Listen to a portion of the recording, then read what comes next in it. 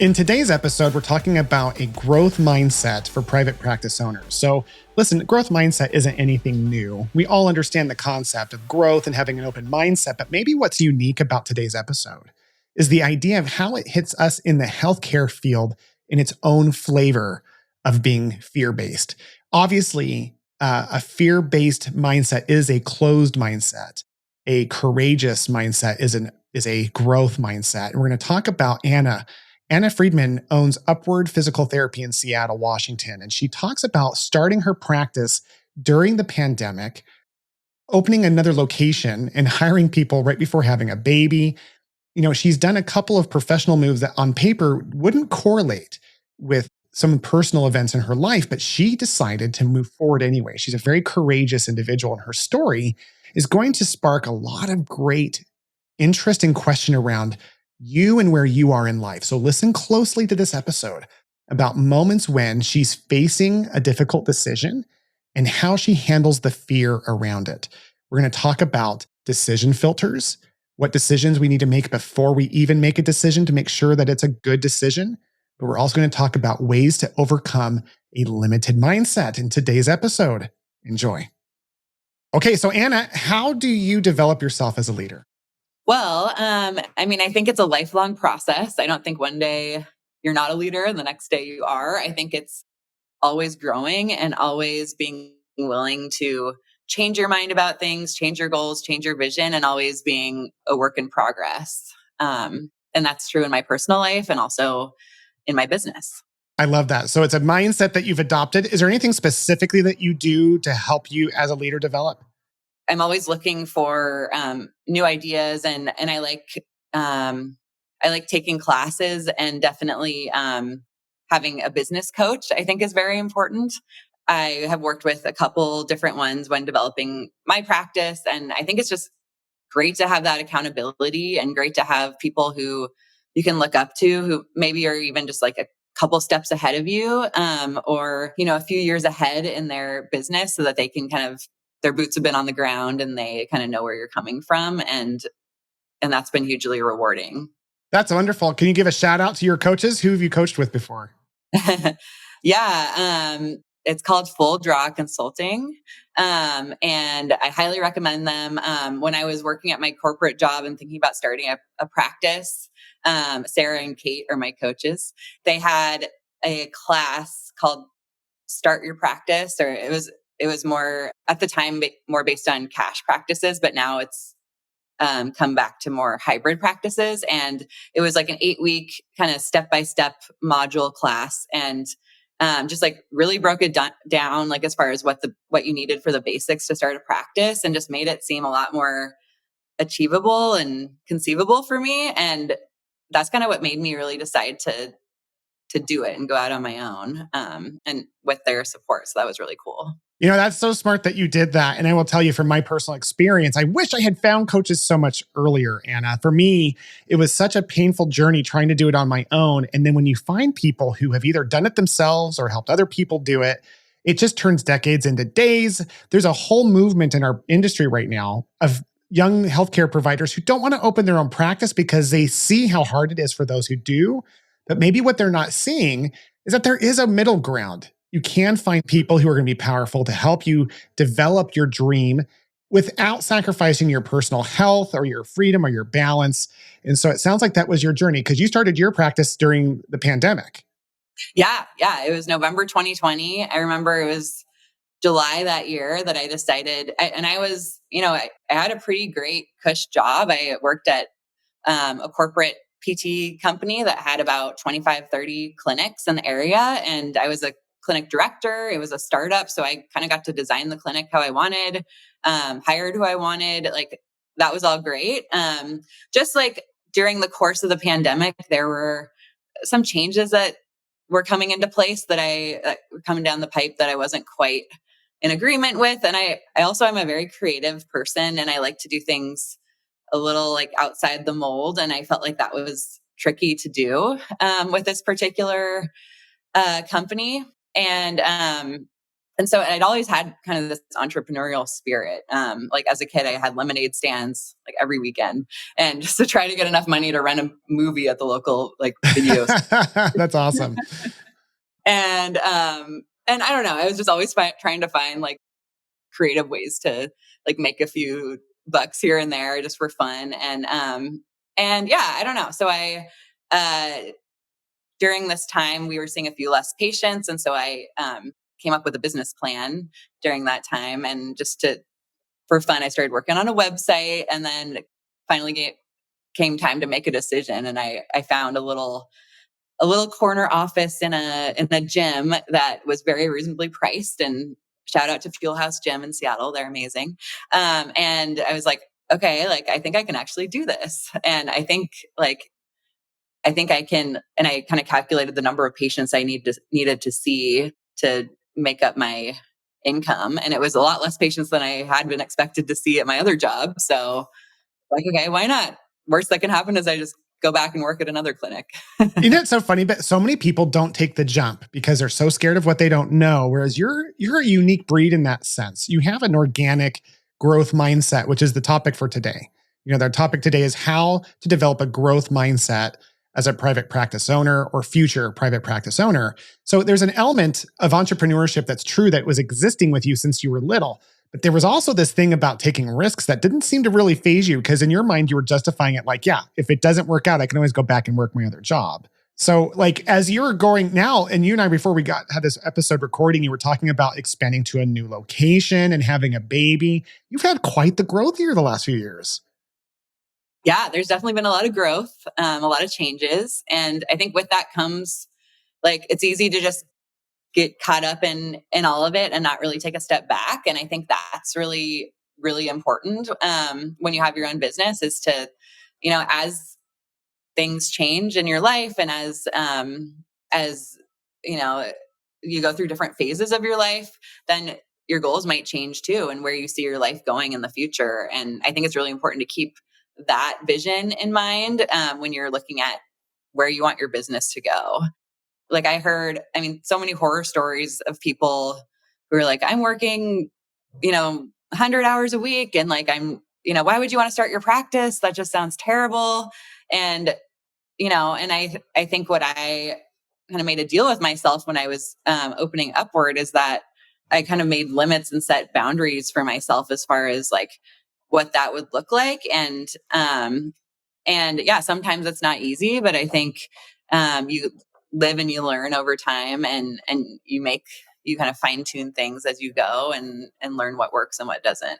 Yeah. So Rockstars, what Anna's talking about is a decision filter. So this is one of the ways and one of the tools that you can use when you're developing a growth mindset, when you're setting future growth, is that you put parameters in place, decisions that like, if this, then that occurs. So a decision filter, one of my partners, Scott Fritz, who was my coach for over 15 years before he and I started a company together that we still operate, he told me his decision filter is really easy.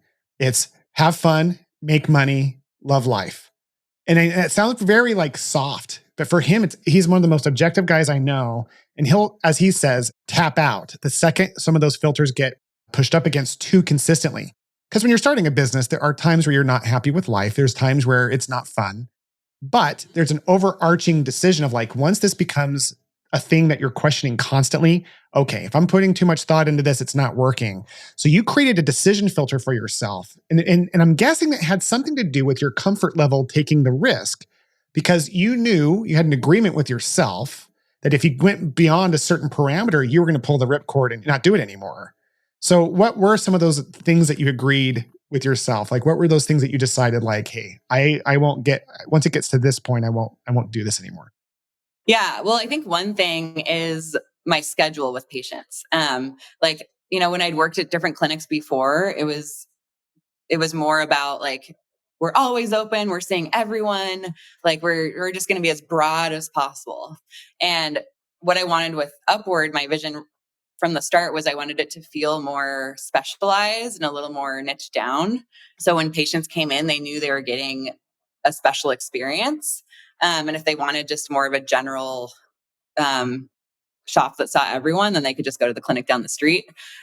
So I limited my patient care hours to hours where I knew that I could get some type of exercise in during the day. Like, for example, I didn't see patients like maybe one day a week. I worked until like 7 p.m., but then like 3 other days I would be off at like 3 or 4, and but come in early those days so that I could make it work for myself and my lifestyle, or a certain class that I wanted to take, like a workout class, and so I could make sure and fit those things in that I knew would be important for my physical and mental health, that and help my patients as well if I came in with a better mindset going into that patient care day.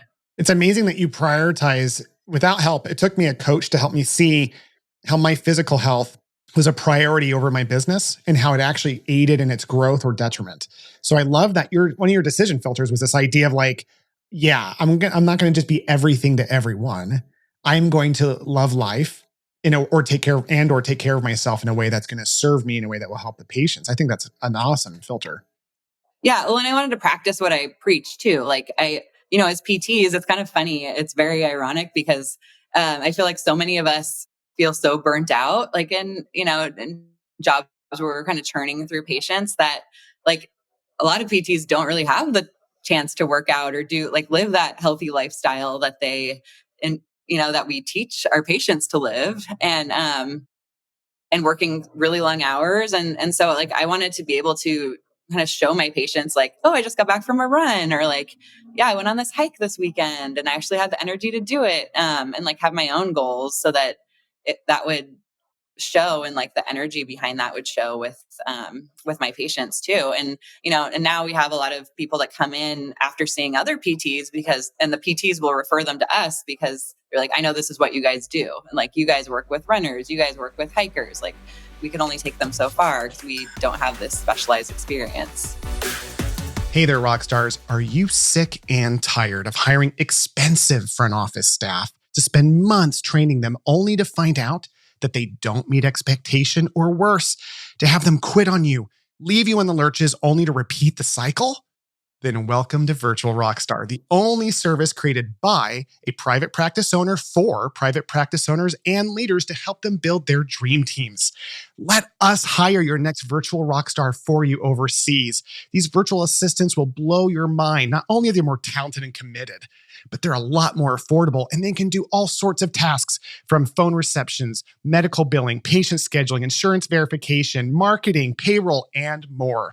And the best part is, Rockstars, not only are you going to save between $15,000 and $20,000 of profit per hire per year, you're going to bring a family out of poverty.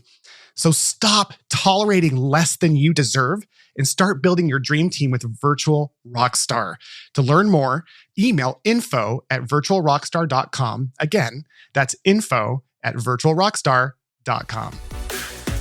Interesting how your prioritization to make sure that you were living life at a level that you wanted also resulted in a niche development of clients because you wanted to be an example to them. I've never heard that before, Anna. That's really cool. So let me ask you this. So you were treating like most PT owners do. You're treating full time. You're like running around. You find out you're expecting. And or somewhere along those lines, you're hiring people and you're expanding into a new clinic. Can you talk a little bit about the growth mindset shift that you had to make from going from a own, or what's it called, a self-employed PT owner to stepping more into being a business owner where you had to, out of necessity, because you were having a child, start supervising other people? Yeah. So like I said, I opened in November 2020. I didn't think I would hire anyone because at that point I was pretty done with being someone's boss and kind of managing people. And I was like, like I'm just going to do this, like head down and like treat the patients I want to treat, not have to worry about it. But after about 6 months, I started kind of getting up against those schedule barriers that I set for myself. And, I started being like, okay, I guess I'll come in early. I guess I'll stay late. And like, you have to do that somewhat as a business owner. Like, but I started to notice that it wasn't fun. Like it was becoming not fun anymore. And for me, that's a big red flag as far as like that's not why I did this. Like I wanted it to be enjoyable, and how can I help that? And so that was when I was like, either I need to just be okay saying no and having a long wait list, or I need to hire someone. And I decided, and I was also thinking like it would be kind of nice if I were to go on vacation. I was when I was making this decision, planning a trip to France with some girlfriends. And I was like, it would be nice if it wasn't just like the business had to shut down when I left on this trip. And so that helped with my decision too. And so I found someone who had a very similar kind of vision for the way that she wanted to treat patients, and just kind of niche down working with these outdoor and endurance athletes. And she had her own specialty in bike fits and biking.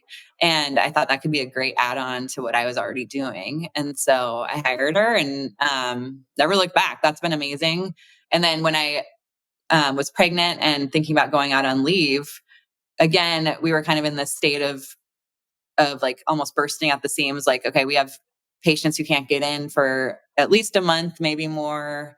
I'm about to go on leave. I wasn't seeing a full caseload, but I was probably seeing like 25 patients a week, something like that. And I needed somewhere for my patients to go. So I ended up hiring a couple part-time PTs. And it was funny, like I trained both of them. And then the day I was done training, I went into labor, which is Oh, interesting. man. Uh, and it was like 2.5 weeks early. So it was, I thought, I told them like, yeah, we'll have plenty of time for you to settle in, and like you can shadow, like get to know my patients, and we'll have this nice smooth transition. And that didn't happen. So the way that they found out I wasn't coming in was I was texting them from the hospital, like, sorry guys, like here's the baby. And like, I won't be in for a while now. But how amazing So I that you really had had that built out, or you had the systems and you had the people right in the right place. But it started, and Rockstars, I want to highlight this with Anna, is that like one of the things that she did to shift her mindset was to say no. Like there's a point at which a growth mindset is about saying no to things. And that's something that we're discovering in your story, Anna, because like you said, starting back off when you were in that gym, you were at a point where it was no longer fun. So what are you it's almost like this discussion you had with yourself of what am I tolerating right now that is making it not fun? And it was, well, I'm tolerating working longer hours. I'm tolerating living at a level I don't want to. And so there's a lot of PTs who are listening saying, well, I don't want to do those things either. But I think there's a distinction there of understanding the power of saying no, not being everything to everyone, so that we can be a real powerful influence on a select few. So yeah, so talk a little bit about operationally how you had to shift. You have a baby now, you've come back, you've got additional employees. You can't go back to running the things the way you were doing them. No, yeah. So in a way, it was like a forced break for me to be able to let go of some control, which can be hard for me. But in this case, like it was such a blessing because I got to see how empowered my employees were, how they came together as a team. Like I remember I met with them on Zoom like 6 weeks after my baby was born, and they were like, we didn't think you would come back this soon, or like we weren't expecting this. And I was like, but I just want to make sure you guys are doing okay, and like if there's anything big, like I'm still here, don't forget. And but they had it, and it was so smooth. And then like a couple months later, when I slowly started coming back to seeing patients, it was so nice and so relieving, because I felt like anytime I wanted to go on vacation, or if we were to have another kid, like I feel like I have put those systems in place, and my employees feel empowered, and feel like they kind of know how things are run, and they know that I'm there to support them when I can, but I know that they know that I trust them too. And also during that time, so we were still in this gym with 3 rooms at the time. I started with 1 and we moved up to 3, but there were 5 of us employees, or 5 PTs, I mean. And around that time when I came back from leave, I started noticing that like it was still fine where we were, but I felt kind of this stifling feeling. I think that's kind of when another signal for me that something's not right is when I start to feel a little like I would love to do X, Y, and Z, or I'd love to do this community event or this class or an open house, but not feeling like we could because there was no public area for us to do those things, or like I'd like to add other disciplines, like maybe massage or something. But we can't really do that here because, there's already, there were like 10 different practitioners within the space, like 10 rooms you could rent out. And there were a couple massage therapists and there were other PTs who had their own business. And we were the only one that had more than one practitioner in the business. And so I just felt like we were kind of starting to slowly expand beyond the bounds of this place. And I think people, of course, enjoyed having us there, but I think it was definitely kind of like, okay, like when you guys, like, it's almost time for you guys to move on to bigger and better Like things. everyone could see that you clearly weren't like fitting into your britches, so to speak. And they're just like, when are you guys going to maybe expand and become a real, yeah. Yeah. But it was scary. I mean, the clinic we moved into about a month ago was basically a shoo-in for me because I knew the owners of this other PT clinic that were also moving to a bigger space down the road. And I reached out to them once because the owner has mentored me some and I really appreciate him. But he was like, or I asked like, hey, just so you know, we're thinking about maybe moving sometime soon. Like, do you know of anything available? Or if you do, just let me know. And he was like, actually, this might be perfect timing because we are probably going to move. And so our space might be available. And it was, yeah, it was super cool. But that kind of gave me this realization of like, oh no, this could actually be real. Or like, it's one thing if you're just looking at places for fun. And it's another thing if it's like, we might actually need to do this, or like Right. It might becomes actually, a lot more real. Uh-huh. yeah. And so I looked at comps in the area. I spent like months looking around, and so I was like, this is just too easy. Like it doesn't usually just like fall into your lap like this, and something must be wrong, and I would just try to like find every excuse to not pick the easy place, which is kind of funny. But eventually, I think it was good. I looked around to kind of see what else was available, but eventually I just came to the realization that like, why not? And it's like the perfect spot for us. And I geared my employees up and gave them a tour here and made sure that they were bought into, and also like got their input as far as where things might go. And like I wanted them to be part of the vision too of the Yeah, practice. I think that's a big part of developing leaders. Our number one job as leaders is to develop more leaders, and getting their input is an essential step into getting them to not just like create, but to buy in, because what someone helps create, they buy into. And Rockstars, one thing I want to point out here as we're talking about growth mindset with Anna is that there's a balance between saying no and saying yes. I think oftentimes most physical therapy, most healthcare providers in general are people pleasers. So they have a hard time saying no in general. Like it's one of those where they might say yes to an opportunity and they don't know how to say no to other things. And that's what's hard, is that we can't say yes to one thing without saying no by default to others. If we're running around trying to say yes to everything around us, we start throwing our decision filter out the window, what really matters to us. And what I love about your story, Anna, is this idea that like you said yes to a vision and you said yes to big risks when logically it made sense, no matter how scary it was, whether it was expanding to a new business or starting your business. Hiring your first coach probably was scary. I'm sure it cost you money in a way that you didn't know if you could afford. But you were saying yes to those things because it aligned with the vision and your decision filter, right? Yes, definitely. And that's what I try to base all of my decisions around, is my values, like my values and my just life in general. And then also just where, like, what goals I have for the future for the practice. And if it doesn't align with that, then it's usually a no. Unless there's some, I don't know, some way to work that in somehow. For example, one thing I'm debating right now is adding a infrared sauna and a cold plunge pool into my practice. So a little more of like the wellness component, I Sure. guess.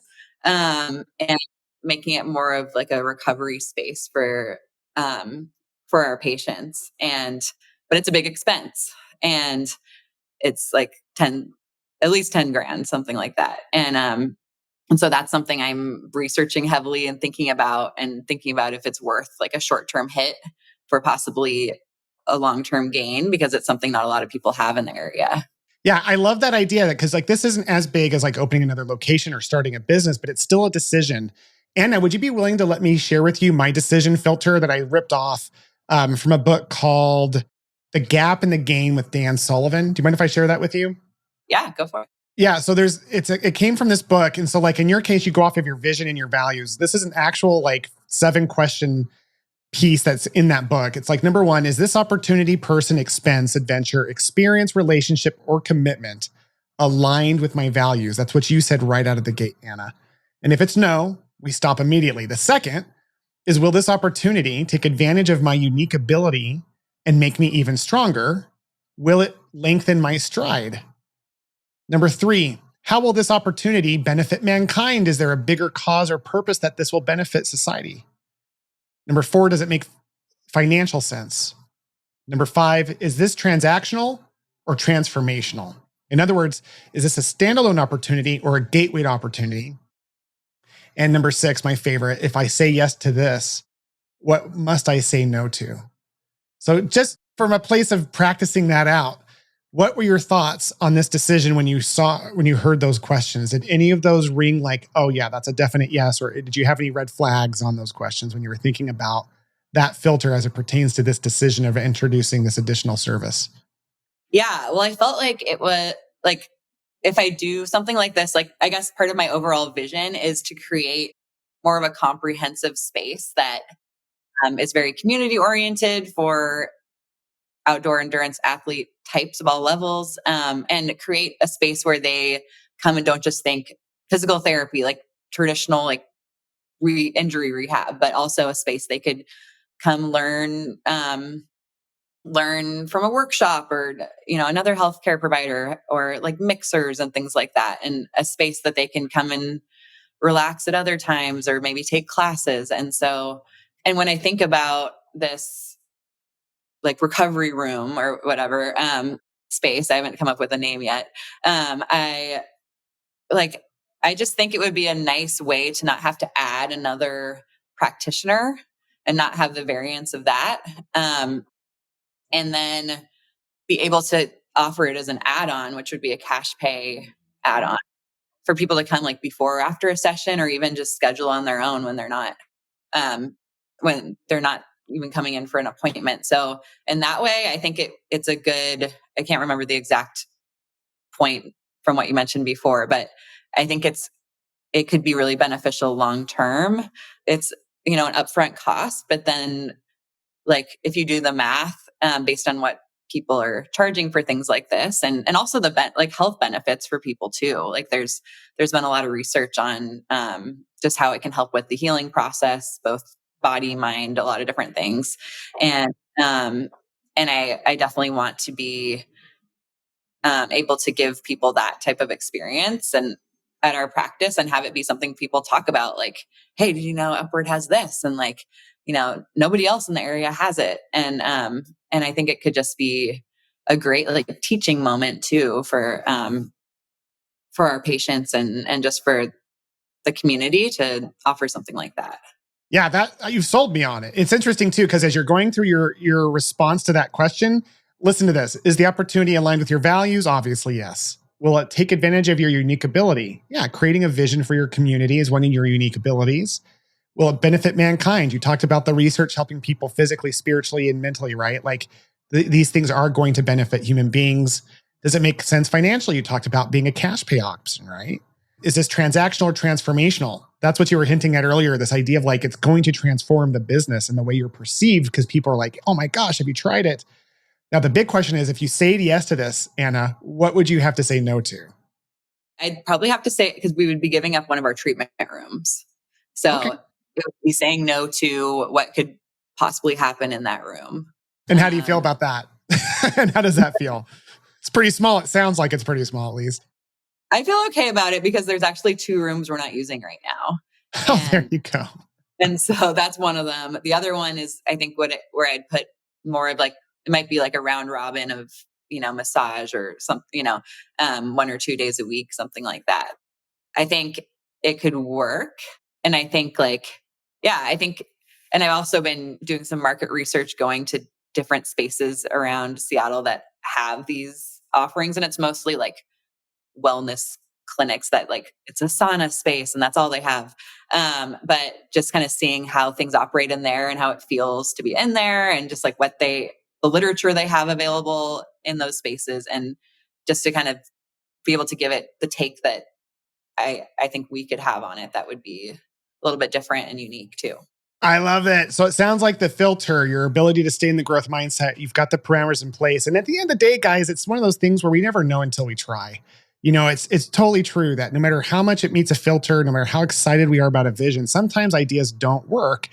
But how do they really not work? It's like if they don't work, but they lead us to solving some other problem, or if they teach us something about what we shouldn't be doing, it's still valuable information. So, Anna, I experience you as someone with a very powerful growth mindset. What would you say to someone who maybe struggles with more of a fixed mindset? How would you advise them to go from a fixed mindset to a growth mindset? Any ideas? I mean, I think I would just think about basically if you're not taking any kind of risk, or not going for it, or saying yes to something, then you're not going to grow or learn, or just see what's around the corner. Like if you're just kind of stuck in status quo and you feel like you're not inspired, or you're not like feeling alive, or that energy of something new and exciting, then it's just very hard to come out of that without taking some kind of risk. And also I would say like everybody makes mistakes. Like I've definitely tried some things that haven't worked out. Like I've had workshops that a couple of people came to, and, but that I still like those people really appreciated it. They learned a lot. I was able to give them a lot more one-on-one attention. And, sometimes they become patients too, or maybe you tweak it a little bit for next time, or do it in a different format. So I think like you have to put yourself out there to really know what works and what doesn't, and help form where you're going. I love that, because the whole idea about being in a growth mindset is movement. There's motion and there's movement, right? Rock stars, we can be busy, very busy, but we don't ever move. It's movement that matters most. And movement never happens without taking risk. And risk never happens without having fear.